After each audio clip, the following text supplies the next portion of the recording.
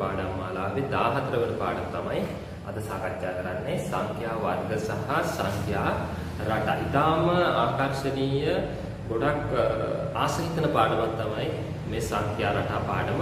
ඕනම ළමයෙකුට ඊටාම පහසුවෙන් තේරුම් ගන්නත් මේ පාඩමේ හැකියාවක් තියෙනවා. එතකොට අපි මුලින්ම මේ පාඩම ඉගෙන ගන්නේ සංඛ්‍යා වර්ග කියන කොටස. සංඛ්‍යා වර්ග තියෙනවා අපිට ඉගෙන ගන්න සංඛ්‍යා වර්ග 6ක්. සමහර විට දැන් මේ වෙනකොටත් ඔයාලා සංඛ්‍යා වර්ග කීපයක් ගැන ඉගෙනගෙන තියෙනවා. නැවතත් අපි මේ දේවලුත් ආපහු මේ පාඩමේදී හමු වෙනවා. අපි මේ දේ බලමු. අපි බලමු මුලින්ම අපිට තියෙන සංඛ්‍යා වර්ග කොටසේ මොනවද අපි අඳුන ගන්න තියෙන සංඛ්‍යා වර්ග කියලා. ප්‍රධාන වශයෙන් සංඛ්‍යා වර්ග 6ක් අපි 6 ශ්‍රේණියේදී මේ පාඩමේදී ඉගෙන ගන්නවා. මුලින්ම අපි හැමෝම දන්න එකක් තමයි සංඛ්‍යා වර්ගය ඔත්තේ සංඛ්‍යා සහ ඉරට්ටේ සංඛ්‍යා. ඒ දෙක පිළිබඳව අපි මුලදී සාකච්ඡා කරන්නේ මේ පාඩමේ.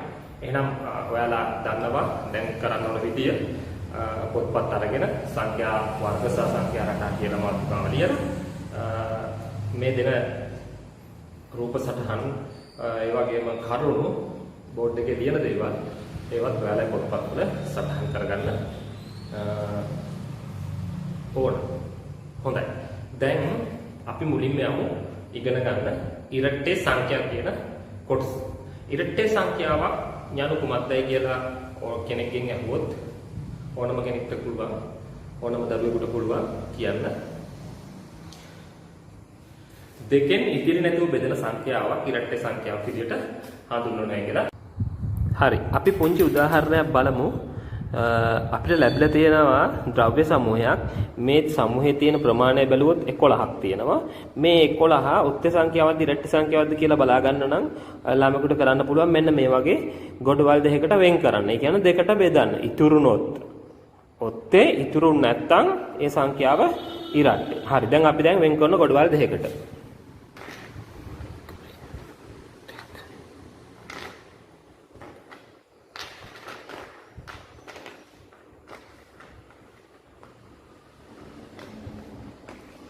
මොකද උනේ?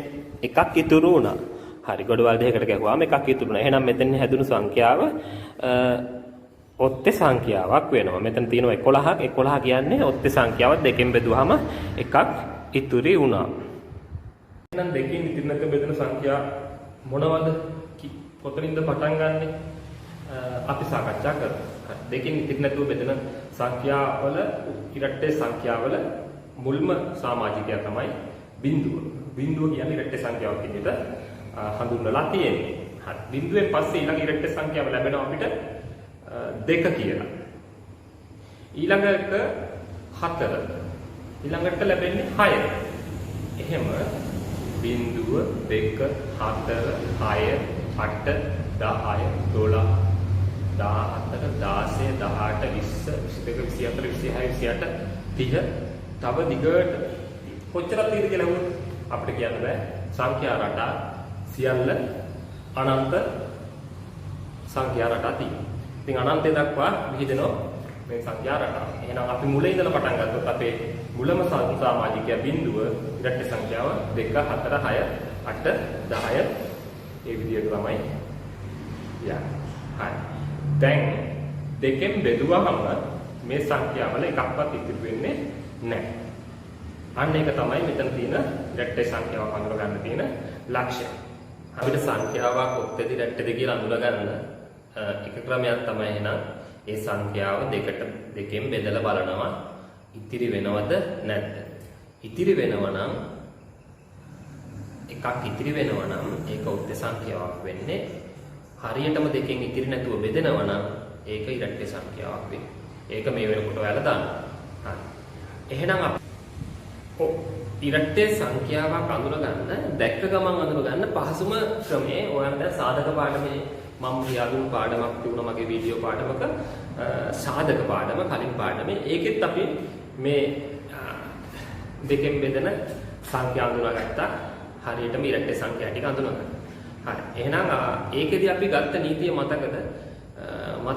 මතකනම් හරිම ලේසියෙන් අපිට සංඛ්‍යාවක් දැකපු ගමන් කියන්න පුළුවන් එක ස්ථානයේ පරීක්ෂා කිරීමෙන් ඒකේ ඉරට්ට බව අඳුන ගන්න පුළුවන් එක ස්ථානයේ තියෙන්න ඕන මෙන්න මේ සංඛ්‍යාව 0 2 4 6 8 මෙන්න මේ සංඛ්‍යා තියෙනවා එක ස්ථානයේ ඕනම සංඛ්‍යාවක ඒ සංඛ්‍යාව අනිවාර්යෙන්ම ඉරට්ටේ සංඛ්‍යාවක් වෙනවා මතක තියාගන්න ලේසි හරිද එතකොට දැන් බෝඩ් එක දිහා බලන්න මේ බෝඩ් එකේ විදිහටම දිග සංඛ්‍යාව. ඒ සංඛ්‍යාව කියවන්න කියලා මම කියන්නේ නැහැ ඔයාලට. මේ වගේ විශාල සංඛ්‍යාවක් වුණත් ඔත්තේදී රට්ටක කියන්න දැන් ඔයාලට හැකියාවක් ලැබිලා තියෙනවා මෙතෙන්. අපි බලන්න ඕන බෙදල්ල ගියොත් මේක කරදර හරහා ලේසි ක්‍රමයක් අල්ලනවා. පහසු ක්‍රම තමයි අපි ඉගෙන ගන්න ඕනේ. එතකොට ගණන් රසවත් වෙනවා. එහෙනම් අපි බලමු මේ සංඛ්‍යාව දෙකෙන් බෙදෙන එකක්ද නැද්ද? එක ස්ථානයේ පරීක්ෂා කරන්නයි තියෙන්නේ. එක ස්ථානයේ තියෙන්නේ 6. එහෙනම් අනිවාර්යයෙන් 6 තියෙනවා. මම කිව්ව නීතියේදී කිව්වා 6 තිබුණොත් මොකද වෙන්නේ? 0 2 4 6 8. ඕවා දින ඉරට්ටේ. එහෙනම් මේක සංඛ්‍යාව ඉරට්ටේ සංඛ්‍යාව. හරි. දැන් ඔයාලට මම මේ ඉලක්කම් ලැබුවා. දැන් තියෙන සංඛ්‍යාව ඔක්කොම ඉරට්ටේ. දැන් ඔයාලට ටග්ගාලා කියයි මේක ඉරට්ටේ. 8 තියෙන්නේ. දැන් 9 තියෙන්නේ. 9 කියලා මේ සංඛ්‍යාව ඉල්ල ඔත්තේ සංඛ්‍යාවක්. ඒකත් මතකයි. දැන් අපිට එන්නේ එක ස්ථානයකට 1. එතකොට ඒක දැන් ලොකු සංඛ්‍යාව ඔත්තේ. දැනුත් 5 තියෙන්නේ. 5 කියන්නේ ඔත්තේ සංඛ්‍යාව. 2. අවසාන ඉලක්කම 2. එහෙනම් මේ සංඛ්‍යාව ඉරට්ටේ. දැන් අවසානයේදී බිඳුව. එතකොට ඒක ඉරට්ටේ. දැන් ඔත්තේ. දැන් ඉරට්ටේ. දැන් ඉරට්ටේ. දැන් ඔත්තේ. දැන් ඉරට්ටේ. දැන් ඔත්තේ. හරි. දැන් ඔයාලට ගොඩක් පැහැදිලි ඇති ඔත්තේ සංඛ්‍යා සහ ඉරට්ටේ සංඛ්‍යා කියලා. එහෙනම් ඔත්තේ සංඛ්‍යා කියන සංඛ්‍යාවක් දෙකෙන් බෙදූ විට එකක් ඉතුරු වේ නම් එම සංඛ්‍යාව ඔත්තේ සංඛ්‍යාවක් වෙනවා. තවත් විදිහකින් ඔත්තේ සංඛ්‍යාව හඳුනා ගන්න තව ක්‍රමයක් එක ස්ථානයේ ඉලක්කම තියෙන්න ඕන මොනවද? 1 3 5 7 9 මෙන්න මේ පහෙන් එකක් නම් අනිවාර්යයෙන් සංඛ්‍යාව ඔත්තේ සංඛ්‍යාවක් තමයි වෙන්නේ. හරිද? දැන් අපි ඊළඟට යන්නේ ඔත්තේ සංඛ්‍යා ඉරට්ටේ සංඛ්‍යා ඒවා එකතු කරාම අඩු කළාම ලැබෙන උත්තරේ ඔත්තේ එකක්ද ඉරට්ටේ එකක්ද කියලා තේරුම් ගන්න එකතු කරන්නේ හෝ අඩු කරන්නේ හෝ නැතුව එකවර පිළිතුරු ලබා ගන්න ක්‍රමයක් ගැන තමයි අපි සාකච්ඡා කරන්න හදන්නේ. හරි. මුලින්ම අපි ගනිමු ඉරට්ටේ සංඛ්‍යා දෙකක්. මම ගන්නවා 24. දැන් මේ දෙක එකතු කරන්න ඕනේ නැහැ. මට ඕන මේකේ උත්තරේ ඔත්තේදී ඉරට්ටේද ලැබෙන උත්තරේ මොකක්ද කියලා බලන්න. හරි. දැන් අපි මේක හදන්නේ කොහොමද? එක ස්ථානයක නැත්නම් මෙතන 4 මෙතන 8. 4 8යි සාමාන්‍යයෙන් උතුරොත් ලැබෙන්නේ 12. එතකොට එතනින් පොඩ්ඩක් එකතු කරගත්තට 12 ලැබෙන්නේ. එතකොට 12 කියන්නේ 2 තමයි මේ කෙලවරට එන්නේ. උත්තරේ කෙලවරට එන්නේ. ඒ කියන්නේ එක ස්ථානයට එන්නේ 2. 2 එනවා නම් අනිවාර්යයෙන් අපි තීරණයක් ගන්න පුළුවන්. අපි දන්නවා අගට 2 આવොත් මොකක්ද සංඛ්‍යාව? අනිවාර්යයෙන්ම ඒක ඉරට්ටේ සංඛ්‍යාව. එහෙනම් ඉරට්ටේ සංඛ්‍යා දෙකක් එකතු කරාම ලැබෙන්නේ හැමතිස්සෙම ඉරට්ටේ සංඛ්‍යාව. හරි. ඊළඟට අපි යනවා එකතු කිරීම 203. හරි. දෙකම ඔත්තේ සංඛ්‍යා. රයිට්. අපි දැන් එකතු කරලා බලමු. මොකක්ද එක ස්ථානයක් ලැබෙන්නේ? එක ස්ථානයට ලැබෙන්නේ මොකක්ද? 1 3 4. එහෙනම් එක ස්ථානයට පිළිතුර එක ස්ථාන ලැබෙන්නේ 4. එම නිසා එම සංඛ්‍යාව අනිවාර්යයෙන්ම ඉරට්ටේ සංඛ්‍යාවමයි වෙන්නේ. 59 එකතු කිරීම 64. එකතු කරනකොට මුලින් ඔත් එක ලියලා පස්සේ ඉරට් එක ලිව්වත් ඉරට් එක මුලින් ලියලා ඔත් එක පස්සේ ලිව්වත් දෙකම එක බලමු එක ස්ථාන ඉලක්කම් දෙක 9යි 4යි 9 4 එකතු වුණොත් කීයද ලැබෙන්නේ 13යි 13 කියන්නේ 3 තමයි මෙතන 3 කියන්නේ එක ස්ථානයේ 3 නෙවෙයි කියන්නේ මේ සංඛ්‍යාව මොකද්ද ලැබෙන පිළිතුර ඔත්තේ පිළිතුර එහෙනම් අපි ලියනවා ඔත්තේ සංඛ්‍යාවකුයි ඉරට්ට සංඛ්‍යාවකුයි එකතු වුණොත් අපිට ලැබෙන්නේ ඔත්තේ සංඛ්‍යාව. දැන් මතකද? ඉරට්ට එකතු වුණොත් ඉරට්ට. ඔත්තේ එකතු වුණොත් ඉරට්ට. ඉරට්ටේ ඔත්තේ දෙක මාරු එකතු වුණොත් ඔත්තේ. පොඩ්ඩක් මතක තියාගන්න. නැත්නම් උදාහරණයක් කරලා බලන්න. මතක තියාගන්න අමාරු නම් ඒක මතක තියාගන්න ඕනේ. මේ උදාහරණය හිතේ තියාගන්න ක්‍රමය මොකක්ද කියලා. එතකොට ලියන්න පුළුවන්. අපි බලන්නේ අඩු කිරීමේදී මොකක්ද ලැබෙන පිළිතුරු. දැන් මෙතන තියෙන්නේ ඉරට්ට සංඛ්‍යා දෙකක් අඩු කරාම ලැබෙන පිළිතුරු තමයි අපි මොකක්ද කියලා තීරණය කරගන්න ඕනේ. බලමු දැන් 58යි 24 දෙකම ඉරට්ට. දෙකම අඩු කරොත් ලැබෙන්නේ එක ස්ථානයට 8න් 4ක් ගියාම 4 ලැබෙන. එක ස්ථානයේ පිළිතුර එක. පිළිතුර ලැබෙන්නේ ඉරට්ට. ඉරට්ට සංඛ්‍යාවක් ලැබෙනවා. ඊළඟට අපි යනවා බලන්න මේකෙම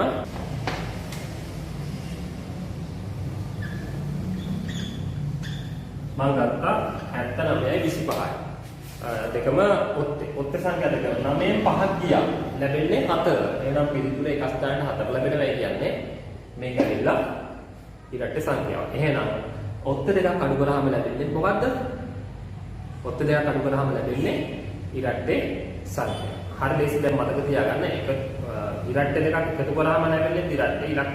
ඔත්තේ දෙකක් එකතු කරාම ලැබෙන්නේ ඉරට්ටේ. අඩු කරන කොටත් ඒ විදිහමයි ඉරට්ටේ තමයි පිළිතුරු දෙකම දැන් මෙතන තියෙන්නේ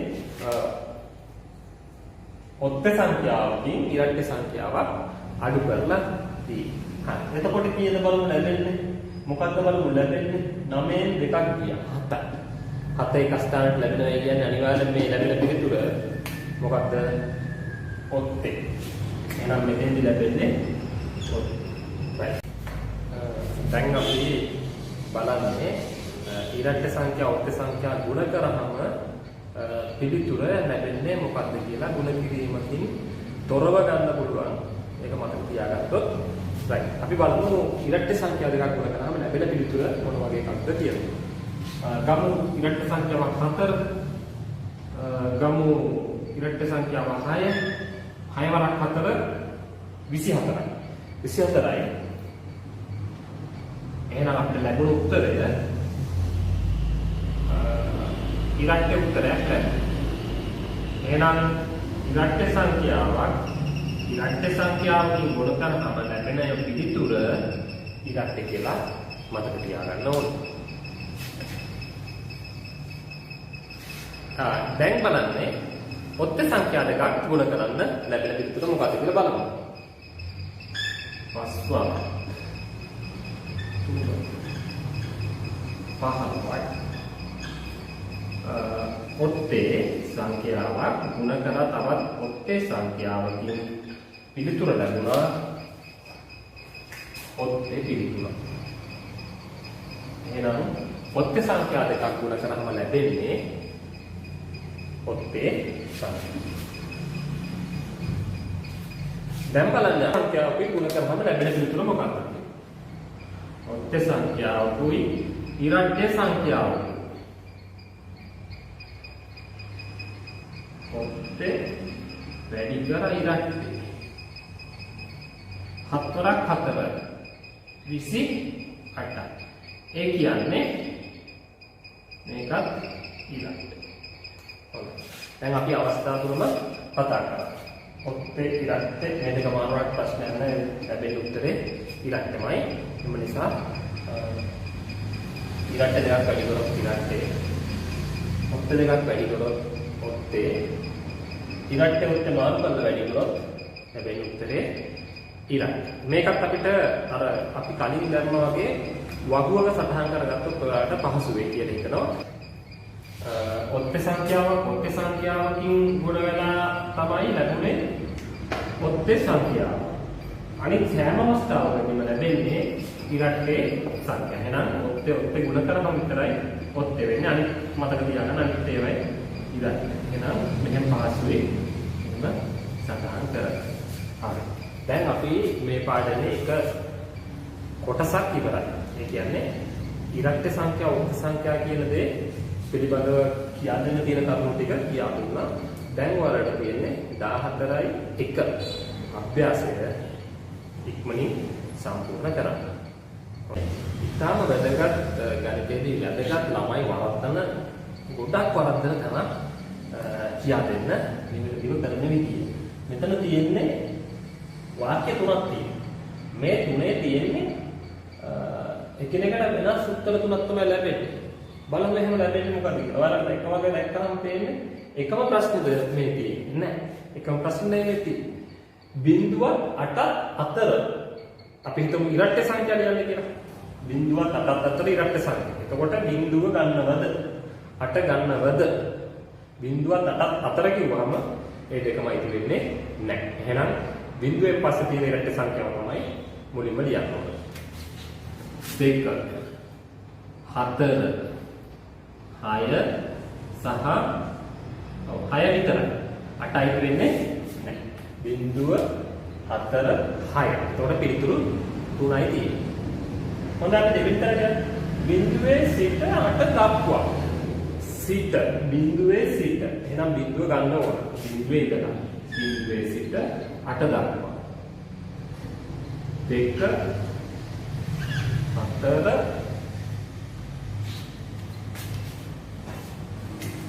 6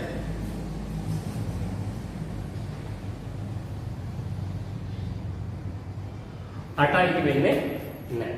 8යි වෙන්නේ දක්වා කිව්වා. දැන් ඊළඟට බිංදුවේ සිට 8 තෙක්. බිංදුවේ සිට 8 තෙක්. එතකොට බිංදුවත් අයිති වෙනවා 8ත් අයිති වෙනවා. බිංදුව 2 4 6 8. තේරුණාද? දැන් ඔයාලට ලැබුණු උත්තර වර්ග තුනක්. දැන් මෙතෙන්දි බිංදුව 8යි 2යි 3යි බිංදුවත් 8ත් අතර කිව්වම. මෙතෙන්දි සිට දක්වා කිව්වම බිංදුවේ සිට කිව්වම බිංදුවයි වෙනවා 8යි වෙන්නේ. බිංදුවේ සිට 8 තෙක් කිව්වම බිංදුවත් අයිති 8ත් අයිති ඔක්කොම උත්තර ටික මෙතෙන්ට හරි. මේකවත් වැදගත් ඔයාලගේ අභ්‍යාස කරනකොට. එහෙනම් ඒකත් මතක තියාගන්න. සංඛ්‍යා වර්ග දෙකක් ගැන අපි දැන් ඉගෙනගෙන තියෙනවා. අපේ පාඩමේ දෙවෙනි අර්ධයට අපි යන්නේ. එතෙන්දී අපි ඉගෙන ගන්නවා සංඛ්‍යා තවත් වර්ග දෙකක්. ප්‍රථමක සංඛ්‍යා සහ සංයුත සංඛ්‍යා. හරි. දැන් අපි ලියමු එහෙනම් මාතෘකාව ප්‍රථමක සංඛ්‍යා සහ සංයුත සංඛ්‍යා. හොඳයි. දැන් අපි මේ පාඩම සම්බන්ධ වෙනවා අය පන්ති වල කලින් අපි වීඩියෝෙන් බලපු සාධක පාඩමත් එක්ක. සාධක පාඩමේ දැනුම හොඳට තියෙන ඉතාම පහසුයි මේ අද මේ පාඩම ඉගෙන ගන්න. ඒක හන්ද නැවතත් ඔයාලට මේ පාඩම බලන්න බැරි වුණා නම් ඒකත් බලන්න. බැලුවොත් ඔයාලට මේ පාඩම තවත් හොඳට පැහැදිලි වෙයි. එහෙනම් බලමු ප්‍රථමක සංඛ්‍යාවක් කියන්නේ මොකක්ද කියලා ලියාගමු. ප්‍රථමක සංඛ්‍යාවක් යනු එකිනෙකට වෙනස් සාධක දෙකක් සහිත එකිනෙකට වෙනස් සාධක දෙකක් පමණක් ඇති සංඛ්‍යා ප්‍රථමක සංඛ්‍යා ලෙස හැඳින්වේ. හොඳයි. දැන් අපි බලමු සංඛ්‍යා කීපයක් අරගෙන ඒවෙන් කොච්චර සාධක තියෙනවද? ඒවෙන් ප්‍රථමක සංඛ්‍යා වෙන්නේ මොනවද? සංයුත් සංඛ්‍යා වෙන්නේ මොනවද කියලා. ඒක තියෙනවා සංඛ්‍යා 10ක් මුල සංඛ්‍යා 10 දෙන්නේ කෙස් 10 දක්වා සංඛ්‍යා. ඒවෙන් අපි බලමු මේවෙන් ප්‍රථමක සංඛ්‍යා මොනවද? සංයුත් සංඛ්‍යා මොනවද කියලා. හරි. ඉස්සෙල්ලා අපි බලමු ගුණිත. එක ලියන්න පුළුවන් එක වරක් එක. දෙක එක් වරක් දෙක. තුන ලියන්න පුළුවන් එක් වරක් තුන. හතර ලියන්න පුළුවන් එක් වරක් හතර සහ දෙවරක් දෙක කියන ගුණිත දෙක. පහට ලියන්න පුළුවන් එක් වරක් පහ. හය ලියන්න පුළුවන් එක් වරක් හය දෙවරක් තුන කියලා. හත ලියන්න පුළුවන් එක් වරක් හත. අට ලියන්න පුළුවන් එක් වරක් අට දෙවරක් හතර. 9 ලියන්න පුළුවන් එක් වරක් 9 තුන් වරක් 3. 10 ලියන්න පුළුවන් එක් වරක් 10 දෙවරක් 5 කියලා. දැන් අපි මේ ගුණිත ලියාගත්තේ මේකේ සාධක ටික ලියන්න. රයිට් අපිට සාධක ලියන්න පුළුවන් එහෙනම් මේ සම්බන්ධ සංඛ්‍යාව. මේකේ සාධක එකක් තියෙනවා. මේකේ සාධක තියෙන්නේ 1යි 2යි. මේකේ තියෙන්නේ 1යි 3යි. හතර කියන එකේ සාධක තියෙනවා 1යි 2යි 3යි.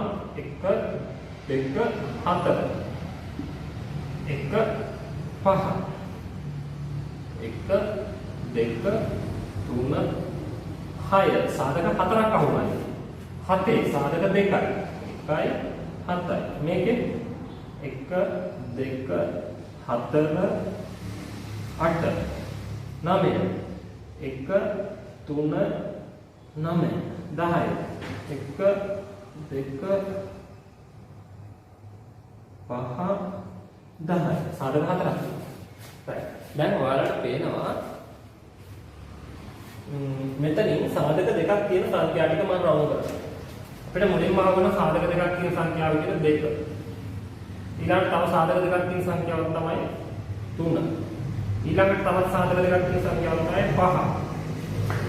තවත් සාධක දෙකක් කොහොමද තියෙන සංඛ්‍යාවක් තමයි 7.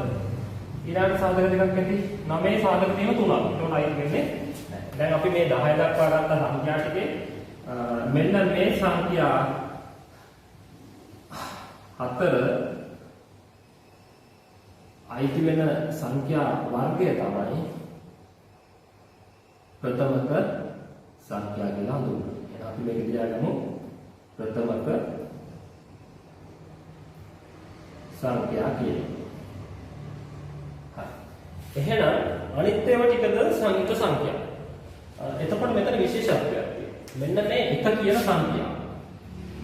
මේක වැදගත් සංඛ්‍යාව. මේකේ තියෙන සාධක එකක්. දැන් කෙනෙක් අහුවොත් එතකොට ප්‍රථමක සංඛ්‍යාවක් කියන්නේ සාධක දෙකක් පමණක් තියෙන සංඛ්‍යාවක්.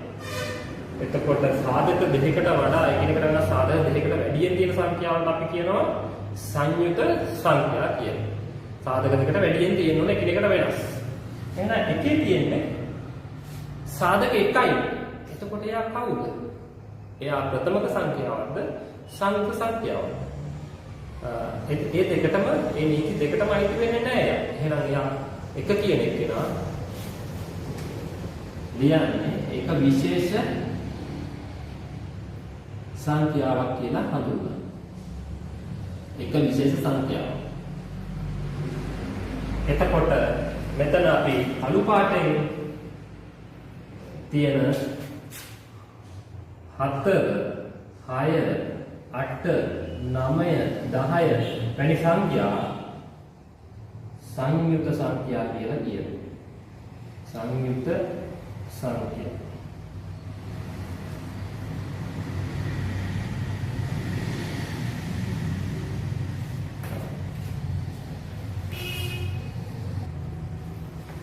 දැන් අපි නැවත බැලුවොත් ප්‍රථමක සංඛ්‍යා බිඳුවේ සිට තියෙන ප්‍රථමක සංඛ්‍යා ටික බැලුවොත් අපිට මුලින්ම හම් වෙන ප්‍රථමක සංඛ්‍යාව සාධක දෙකක් සහිත සංඛ්‍යාව 2.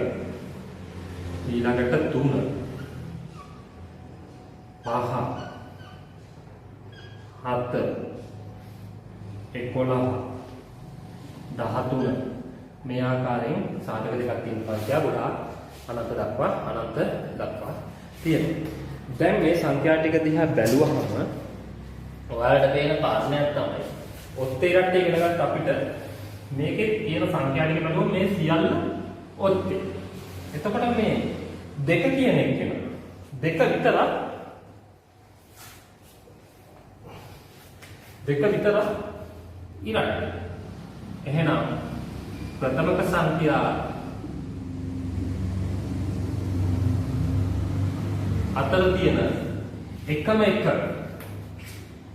ඉරට්ට සංඛ්‍යාව තමයි 2 කියන්නේ.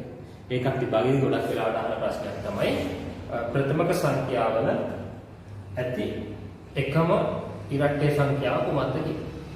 ඒක පළවෙනි එක තියෙනවා. ඒක විතරයි මේකට ආව වෙන්නේ නැත්නම් ප්‍රථමක සංඛ්‍යාව අනෙක් සියල්ල ඔත්තේ සංඛ්‍යා තමයි වෙන්නේ. ඊළඟ අපි බලමු අපි ඉගෙන ගත්ත සංයුක්ත සංඛ්‍යා ගැන.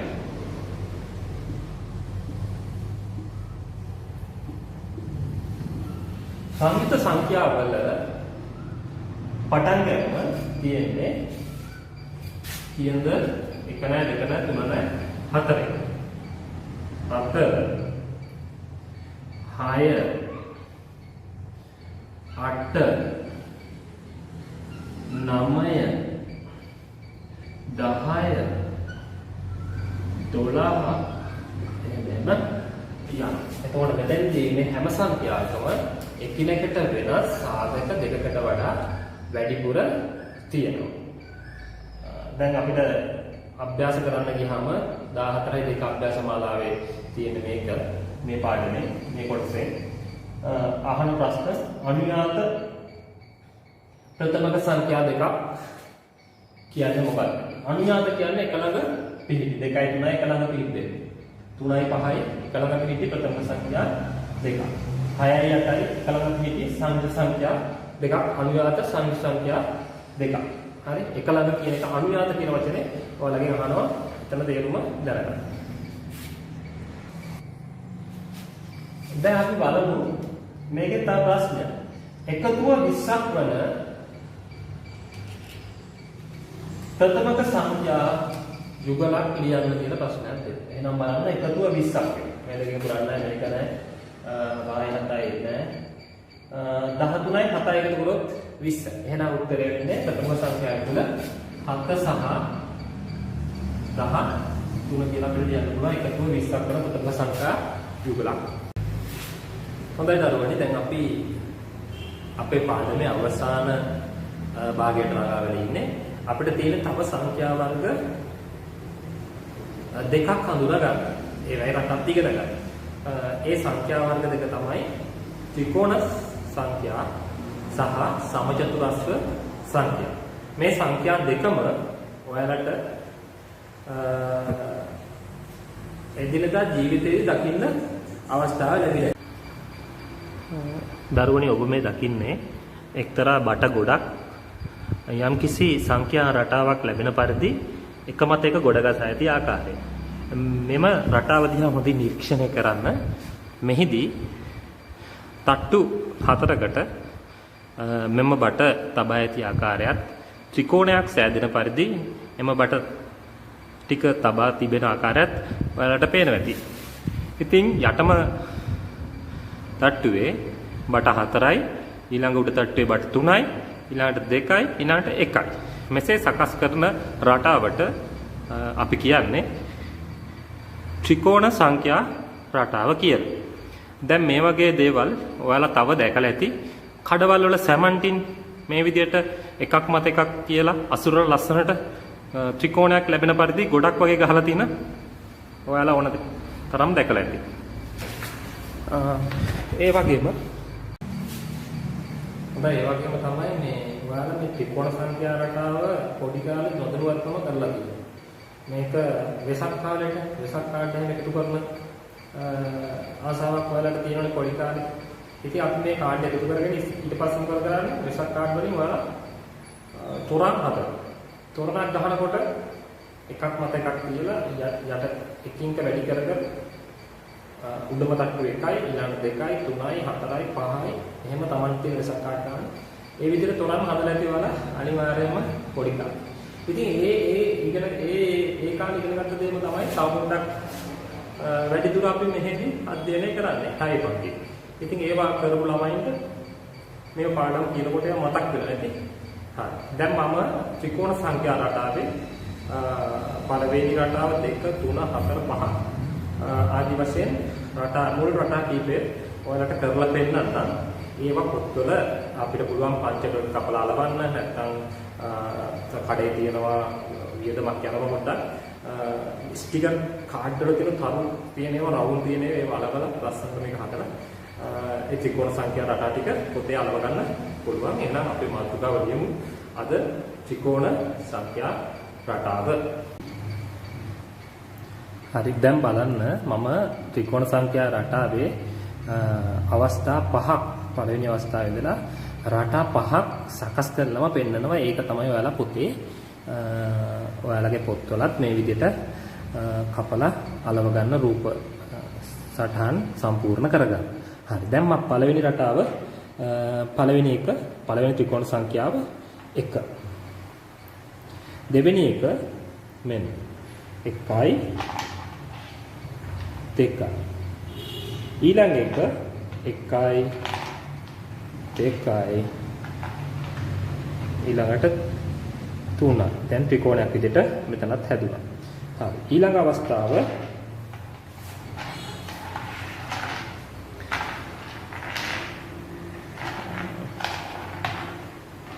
එකයි දෙකයි තුනයි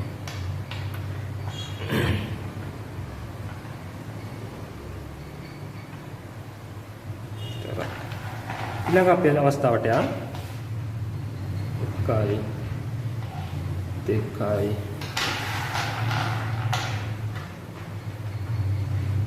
තුනයි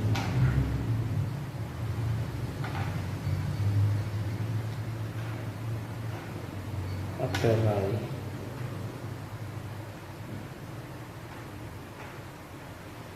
මේකේ පහයි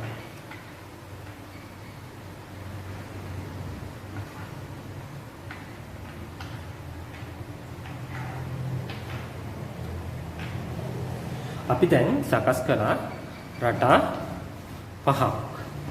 ඔයාලට පේනවා ඇති. මේ රටා පහ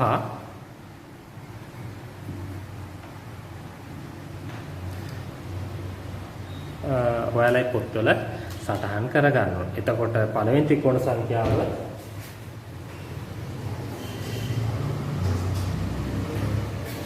1.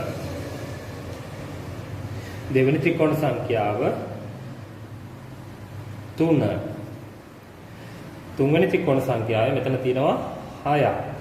ඊළඟට ත්‍රිකෝණ සංඛ්‍යාව බලන්න 1 2 3යි 3යි 6යි 6 4යි 10යි. ඊළඟේ බලන්න මේ හතරවෙනි ත්‍රිකෝණ සංඛ්‍යාවට වඩා පස්වෙනි ත්‍රිකෝණ සංඛ්‍යාව මේ පේලිය වැඩි වෙන්නේ. එතකොට 10ට මෙතන 5ක් එකතු කරලා ඉක්මනටම උත්තරේ ගන්න පුළුවන්. එහෙනම් අපි මේ ලියුව රටාව 1 3 6 10 15 මේ විදිහට රටාවක් ගත්තොත් මේකට කියනවා ත්‍රිකෝණ සංඛ්‍යා රටාව කියලා. හරි. මේ දැන් ත්‍රිකෝණ සංඛ්‍යා හොයන්න මේකෙන් අපිට මේක හදන්න නැතුව අපිට තේරුම් ගන්න ලේසි ක්‍රමයක් අල්ල ගන්න පුළුවන්. මොකද්ද මේක? බලමු.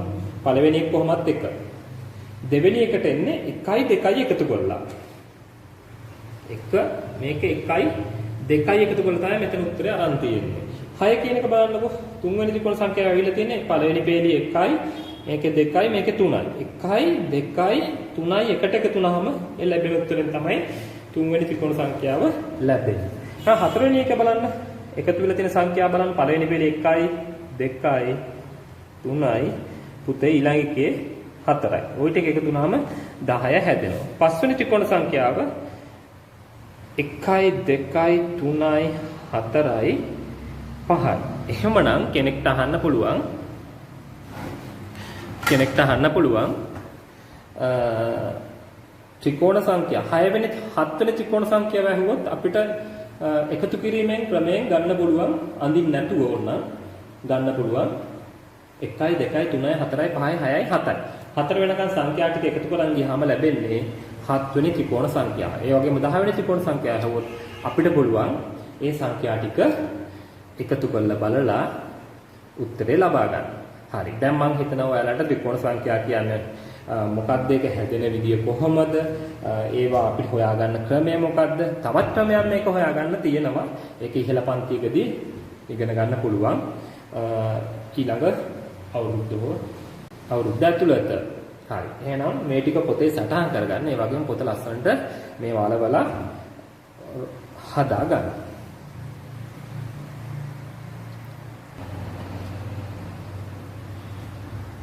දැන් දරුවනේ අපේ අවසන් මාතෘකාවට අපි යන්නේ ඒ සංඛ්‍යා රටාව සමචතුරස්‍ර සංඛ්‍යා රටාව. හරි. සමචතුරස්‍ර සංඛ්‍යාවක් සමචතුරස්‍රයක් විදිහට තමයි සකස් කරගන්න ඕන. අපිට මේ තියෙනවා මේ රවුම් තියලා අපි මේ සමචතුරස්‍රයක් වෙන විදිහට ඉස්සෙල්ලා ත්‍රිකෝණයක් හැදුවා වගේ දැන් බලමු සමචතුරස්‍ර රටාවට මේවා තියලා ඒ රටාවේ තියෙන ඒවා ටික අඳුනගමු. හොඳයි. මෙන්න මම පළවෙනි එක තිබ්බා.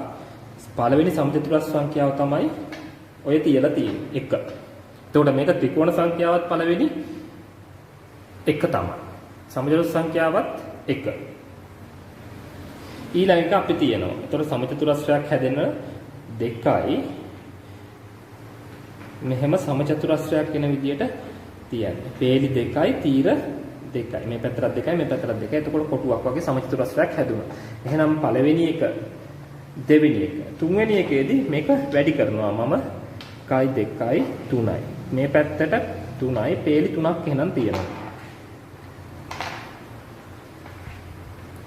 එන්න බලන්න. හරි. දැන් අපිට ආව තුන්වෙනි සමචතුරස්‍ර සංඛ්‍යාවත් ආවා. එහෙනම් ඊළඟ එකත් අපි තියෙනවා. 4ක් තියෙනවා.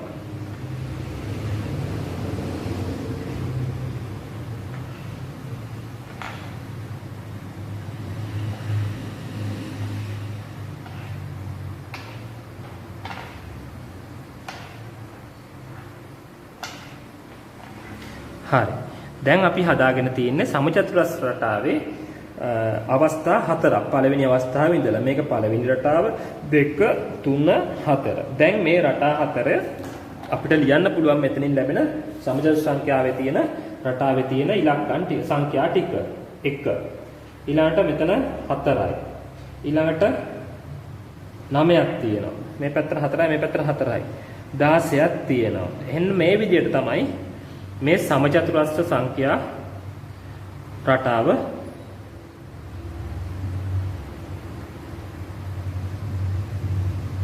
යන්නේ. හොඳයි. දරුවෝ මේකත් ලස්සනට ඔයාලයි පොත්වල සකස් කරන්න, විවිධ පාඨ භාවිතා කරන්න. එතකොට ඒ රටාවත් හරි. දැන් මේක අපිට මේක සකස් කර ඉන්න බෑ. අපිට අහනවා කෙලින්ම 10 වෙනි සමචතුරස්‍ර සංඛ්‍යාව මොකක්දයි? එතකොට අපිට එක සැරේට උත්තරයක් දී ගන්න බැරි වෙනවා. අපි මොකෝ කරන්නේ? මේ රටාව හැදුණු විදිය කල්පනා කරගත්තා නම් අපිට පුළුවන් 10 වෙනි සමචතුරස්‍ර සංඛ්‍යාවත් ඊටාම ඉක්මනට ලියන්න. හරි. මේක ලැබුණු විදිය බලමු. පේලි 1යි තීර 1යි. එහෙනම් එක් වරක් 1යි. පේලි 2යි තීර 2යි. එහෙනම් දෙවරක් 2 තමයි මෙතන ලැබිලා තියෙන උත්තරය. මෙතන මේ පැත්තට 3යි මේ පැත්තට 3යි. තුන් වරක් 3 9යි. තුන් වරක් 3 9යි. මෙතන 4 වරක් 4 16. එහෙනම් පස්වෙනි එක හදන්න නම් අපිට අවශ්‍ය වෙනවා 5යි 5යි. 5 වරක් 5 25යි. 6 වෙනි එක නම් 6 වරක් 6 36යි. 7 වරක් 7 49යි. 8 වරක් 8 64යි. මේ වගේ අපිට අනන්තව සමචතුරස්‍ර සංඛ්‍යා හොයාගෙන යන්න පුළුවන්. අපි අවශ්‍ය රටා 5ක් පමණ ඔයාලා සකස් කරගන්න. මතක තියාගන්න 10 වෙනි සමචතුරස්‍ර සංඛ්‍යාව ඇහුවොත් අපිට පුළුවන් ඉක්මනින්ම පිළිතුරු ලබා ගන්න. සරලයි. 10 වරක් 10.